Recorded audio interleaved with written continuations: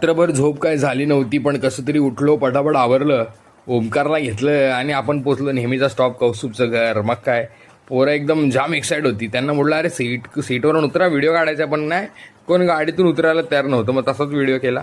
दुसऱ्या गाडीतून वरून भाईने जर्मनी असा आवाज दिला आणि निघून गेले भाई पुढे. आपण मयंकची वाट बघत होतो, तो पण नेहमीप्रमाणे लेट आला.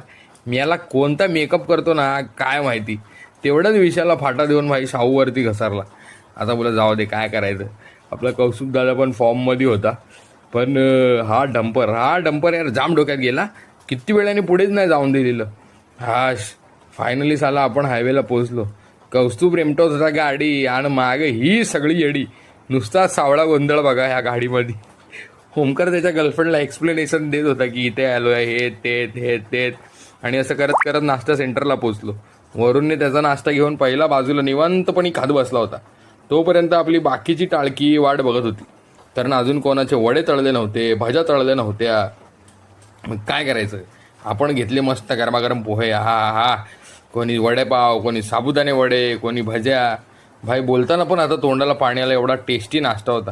सगळ्यांनी नाश्त्याचा एकदम आनंद घेतला. पेटपूजा झाली. म्हटलं गाडीची पण पेटपूजा करावीच लागणार. मग गाडीमध्ये पण CNG वगैरे भरलं. मग हिरवा निसर्ग हा भवतीने जीवन सफर असं करत करत आम्ही गुगल मॅपवरती शोधत फायनली जाऊन पोचलो. आ गया रे विल्ला मी, आ गया रे भाई. नेक्स्ट लेवल एक्साइटमेंट होती.